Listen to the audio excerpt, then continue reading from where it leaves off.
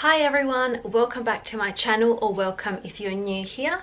So today I'm going to be doing a my endometriosis story time. Yes, so if you guys do follow me, or if you've seen my past videos, I never mentioned it. I essentially lied / hid the truth. There's kind of a reason for that, which I will get into, but I recently, I don't know, I really want to talk about this because when I was going through with it, I watched a lot of YouTube videos and it really did comfort me knowing other people out there had the same problem. So I wanted to make this and hopefully it will help someone or give someone a bit of comfort. So yeah, if you're interested in hearing my experience, then keep on watching.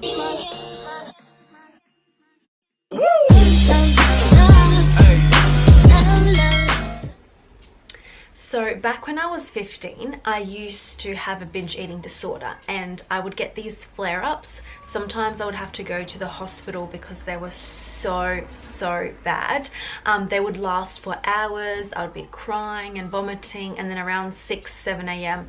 the pain would just stop. And it'll be on my right side, and a couple of times the surgeon thought, you know, it's my appendix, and they were like, oh, maybe we'll remove it, maybe we won't. But because there was no real answer, I was just kind of always like, well, take these meds and go home. So when I stopped binge eating, I thought this will stop because I always thought it was associated with binge eating. However, it would still sometimes happen. I could eat like a pizza 10 times and then on the 11th time it would happen. So I thought maybe it's fatty, greasy food. So I cut out greasy food and it would still happen. This only happened maybe 2 to 3 times a year, and it would always be the exact same. The pain starts in the middle of the night. I'm in agony, screaming, my stomach is burning, I'm vomiting, I'm crying. 6-7 a.m. it just stops. So this happened over 7 years. I had a colonoscopy, nothing was found. I had a CT scan, nothing was found. And then I just got the whole you've got IBS probably, just look after yourself, eat well, and you grow out of it. That's what I was told. So finally I went and I had enough, and I didn't want to just go get my appendix removed. And also you can't walk in a hospital and be like, hey guys, take out my appendix. So I found a private surgeon, a gastrointestinal surgeon that I heard really good things about. And I went to him and he said to me, look, we'll take out your appendix because sometimes these scans don't actually see the inside of it, and you might also have some endometriosis. Now, I had just heard about endo 2 months before it. So I feel like that's kind of, so 2019, that's when I started hearing about endometriosis. And I had a couple of people tell me like, maybe you have that. And not that I got offended, but I was like, why would I have that? Like, you know, when sometimes you think that like you're invincible, like I will never get sick, I'm so healthy. That was just me. I just thought like, no, I'm totally fine. But there were little symptoms here and there that sometimes I thought, that's a bit odd. I didn't have insane periods. They were just like normal. Like I had a little bit of pain and that was it. I did go to the toilet to pee like every half hour sometimes, and I wouldn't even drink a liter of water sometimes. So I found that weird. I did find it weird that sometimes when and I don't know if this is a symptom, but when I was ovulating, I feel like there was like a rock in me and it was really heavy and it would hurt to sit. But yeah, I did always think maybe something was off, just especially the toilet, just going to the toilet all the time. And I did Google that, and it's kind of like a symptom for everything. It's like even a headache could be like anything. You could be pregnant, or you could just have a migraine, like it could be anything. So I try not to think too much about it, just because I associated periods with endo. So I'm like, I don't have endo. And then so this surgery was planned 1 month in advance, and I was just getting my appendix out. That's all I thought. So on the day, went into the surgery, came out, and that was it. the recovery, I wasn't really in pain. So mind you, I did have my appendix removed and I did have the burning. So I didn't have the endo cut out. I had it burnt off, which I've heard a lot of pros and cons from each side. Like people are saying, you know, getting it cut out is so much better. My surgeon did the burning and I'm going to assume that's because I didn't have that much endo. I think that's why. But yeah, I have so much trust in him and everything that he told me to do, I stand by him. So the next day when he came to see me, he showed me like the printout and he was like, you have endo. And the first thing I said was, can I have babies? That was just like the first thing I said, because to me, like personally, that's just a really, really big thing. And he was like, yeah, of course. And then he obviously just talked me through it, showed me where it was, and he said, like, I don't really like to give people stages, you know, it wasn't that bad. And my appendix had pus in it. So the flare-ups, there really isn't a complete answer to what was causing that. Yes, the appendix had pus in it, and yes, they found endo. So it's like, was it the appendix flaring up? Was it the endo? Like we don't know. So yeah, coming home after that, it was just more so mentally tough, I guess. And look, I am very, very, very grateful. I'm very grateful I found him. I'm very grateful that after so many years, it wasn't that bad, and knock wood that it doesn't get worse.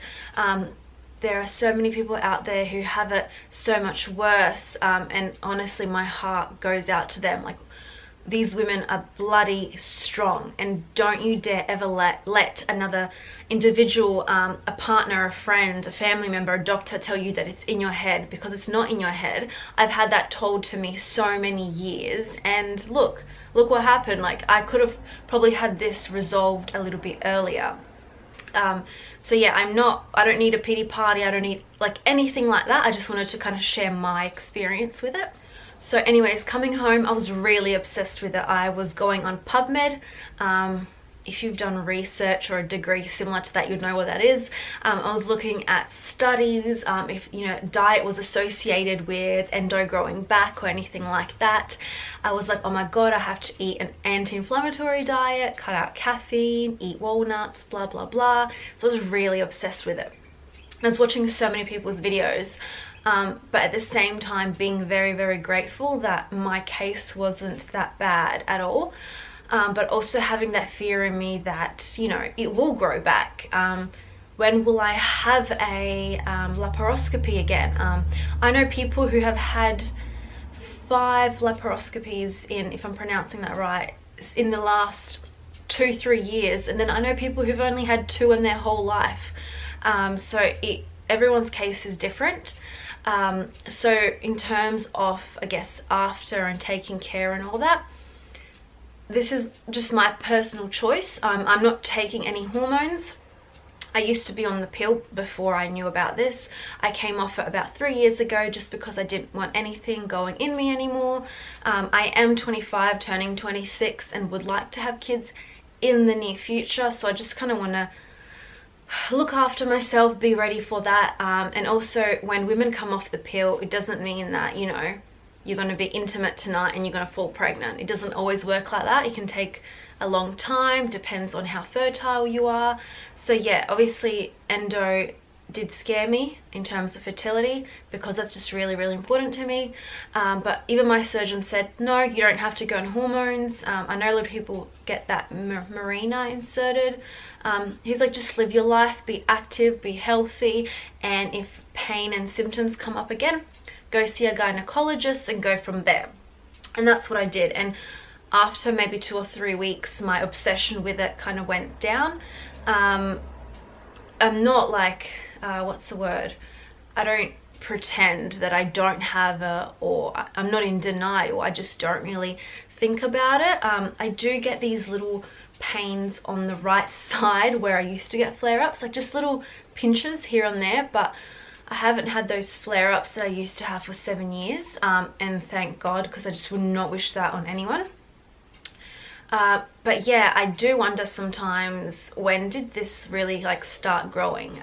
Because I was 15, so 10 years ago when I started getting pain. And like I said, if it did start growing then, I am lucky that it wasn't that bad when I did have the surgery. So if you are experiencing symptoms that you might think are a bit odd, like very heavy periods, very painful periods, what else is that? I think it's painful intercourse, yeah, frequent like toilet visits, and also endometriosis can be kind of irritable bowel syndrome and endometriosis. Those symptoms can literally be kind of confused for one another. So that is why my file says that I have IBS, which maybe I do, but it's very, very common that doctors will tell you it's IBS.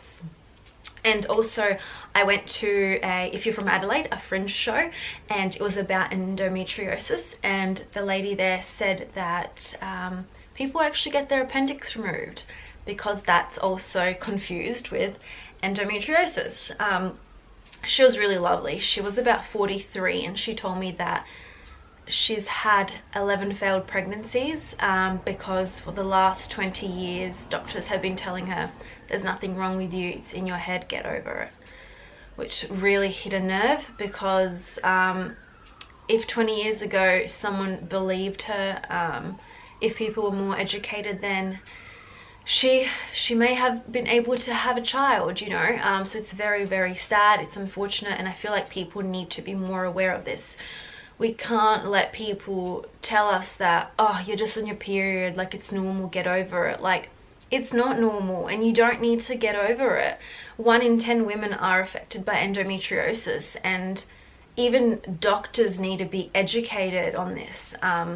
So that is why I have opened up my own little kind of like it's like a fund to fund endometriosis research. So I have my own link. It's called Endometriosis Australia. So March is Endometriosis Awareness Month, hence why I was motivated to make this video. We do need funding for endometriosis, so every single dollar counts. So I put that down there. If anyone wants to donate even $1, everything counts. So yeah. So now the reason why I didn't tell anyone about this, only a couple of people knew, is because the community that I'm from, like my culture, it's kind of not tight, but here in Adelaide, people know each other, and I used to care what people thought, and I wanted to like protect my name or protect my family name, so I didn't want people to know from that community.